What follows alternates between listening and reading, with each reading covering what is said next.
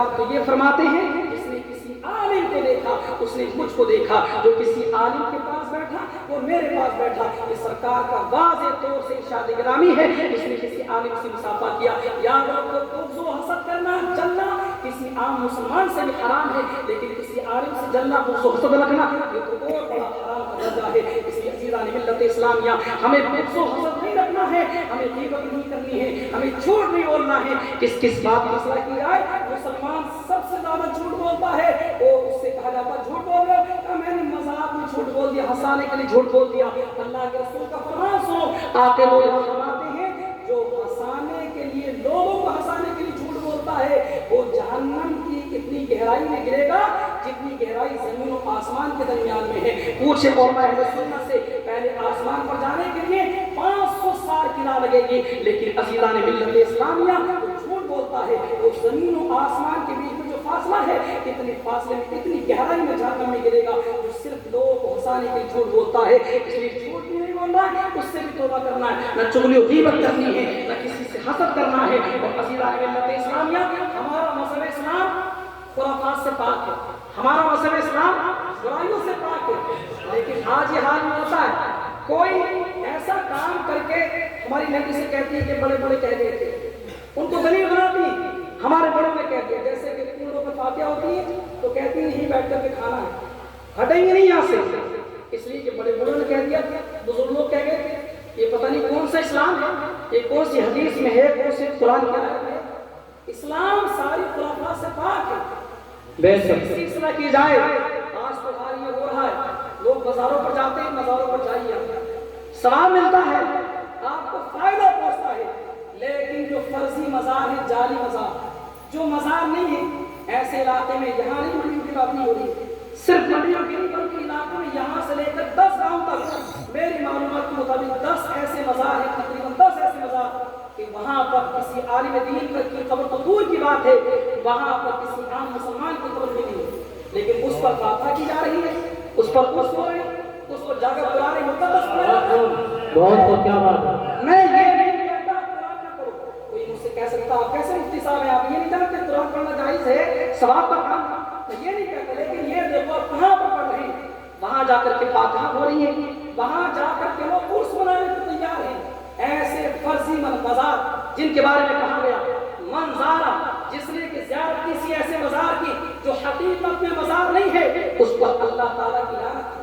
اللہ ہمیں یہ سننے میں لگتا ہے اللہ کی لعنت معمولی چیز ہے، اللہ تعالیٰ جس پر لعنت کرے اس کی دنیا و آخرت تباہ و برباد ہو جائے گی۔ اس لیے میرے عزیزو یاد رکھو جو فرضی مزار ہیں، جو کسی مسلمان کی قبر نہیں ہے، عالم دین دور کی بات ہے، ایسے مزاروں کو مسمار کرنا ضروری ہے، اور ایسے مزاروں پر جانا اور جا کر اس کو فاتحہ پڑھنا چڑھا وجہ، یہ سب کام مذہب اسلام میں حرام سب حرام۔ اور لوگوں کا حال کیا ہے، لوگوں کا ٹرینڈ چل چکا ہے کہ جو خواب میں بشارت ہوئی ہے فلاں مزار، آپ پڑھو فلاں چوتھی جلد اگر کوئی خواب میں آ کر کے کہے میں یہاں پر دفن ہوں، تب بھی وہاں پر مزار بنانا جائز نہیں، یہ اعلیٰ حضرت کا مرکز اہل سنت کا فضل۔ کیا بات ہے، بہت کون اس پر عمل کرے گا؟ لیکن حال یہ مفتی شریف صاحب بتائیں، طارق السلام بتائیں، مفتی طیب صاحب صلاح بتائیں، علماء بتائیں، لیکن عوام سننے کو تیار نہیں۔ عوام سنیے، ہمیں علماء کی ضرورت نہیں ہے، یہ پوچھی علماء اہل سنت سے، دنیا تو دنیا ہے لوگوں، جب لوگ جنت میں جائیں گے تب بھی علماء کی محتاج ہیں، جب لوگ پہنچ جائیں گے نا سب ان کو مل جائیں گی نعمتیں، تو بندہ پھر پوچھے گا اب کیا مانگنا چاہیے، تو اللہ تعالیٰ کا حکم ہوگا جاؤ علماء کی بارگاہ میں جاؤ، بتائیں گے تمہیں کیا مانگنا چاہیے، تو پھر عالم سے کہیں گے، پھر عالم بتائیں گے یہ مانگو یہ مانگو یہ مانگو۔ تم دنیا میں عالم سے بچنا چاہتے ہو، دنیا تو دنیا ہے، تمہیں جنت میں جاؤ تب علماء کی ضرورت پڑے۔ میرے عزیزوں جو فرضی مزار ہے اس پہ جانا حرام، اس پہ فاتحہ پڑھنا حرام، اور اس پہ جا کر کے عرس کرنے کی کوشش کرنا، یہ سب حرام کام ہے، اسلام کا اس سے کوئی تعلق نہیں ہے۔ اور عزیزان ملت اسلامیہ اگر ایسا ہوتا تو کوئی معتبر عالم دین وہاں پر جاتا، جا کر ہم سب سے پہلے فاتحہ پڑھتے، میرے خود آبا و ساتھ امام کا تو خود آ کر کے فاتحہ پڑھتا، پہلے سے کوئی مزار نہیں ہے، لیکن چند دن میں مزار ہو گیا، چند دن میں اس پر فاتحہ ہونے لگی، چند دن پر کہا کہ مزار پر فاتحہ ہو رہی ہے، مزار پر یہ ہو رہا ہے۔ ایسے جعلی مزار جو مزار نہ ہو، تنور میں چلا 72 مزار نکلے، جھوٹے جعلی مزار، ایسے جہاں پر مزار نہ ہو اور لوگ وہاں مزار بنائیں، جا کے فاتحہ پڑھے، اس پہ جانا حرام اور اس پہ فاتحہ پڑھنا حرام۔ یہ مسئلہ یاد رکھیے۔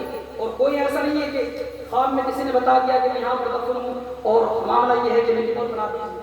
وہ جو بہت اعلیٰ درجے کے عمل کیے ہوتے ہیں، اللہ والے ہوتے ہیں، ان کا معاملہ الگ ہوتا ہے، وہ تو جان لیتے ہیں، وہ تو ہاتھ رکھ کے معلوم کر لیتے ہیں یہاں پر اللہ کے ولی دفن ہے۔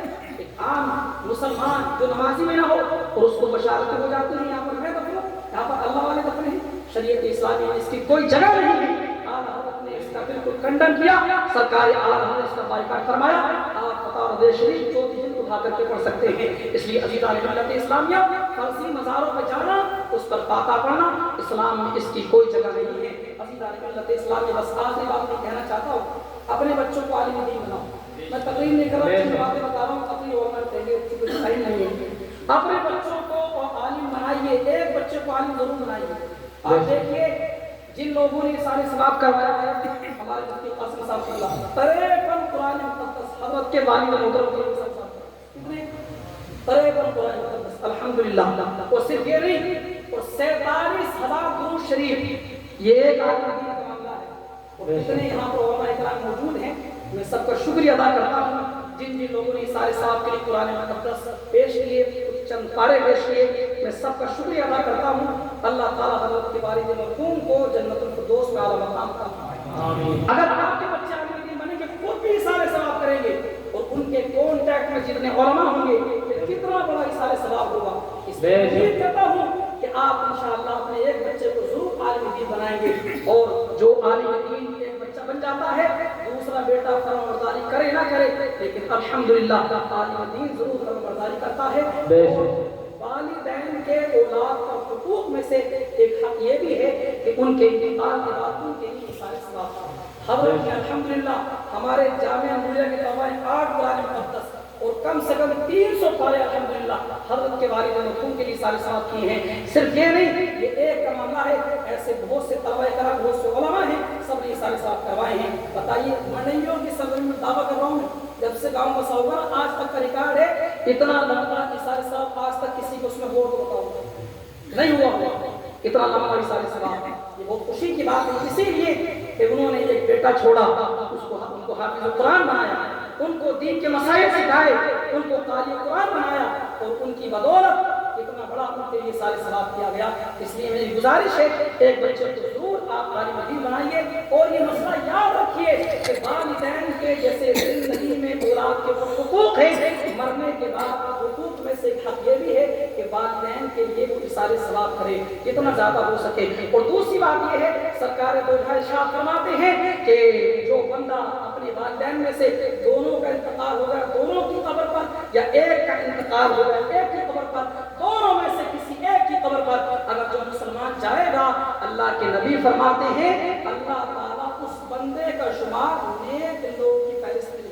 سبحان اللہ، سبحان اللہ، کیا بات ہے۔ یعنی والدین کتنی بڑی نعمت ہے، بس آخری بات چل رہی ہے، والدین کتنی بڑی نعمت ہے۔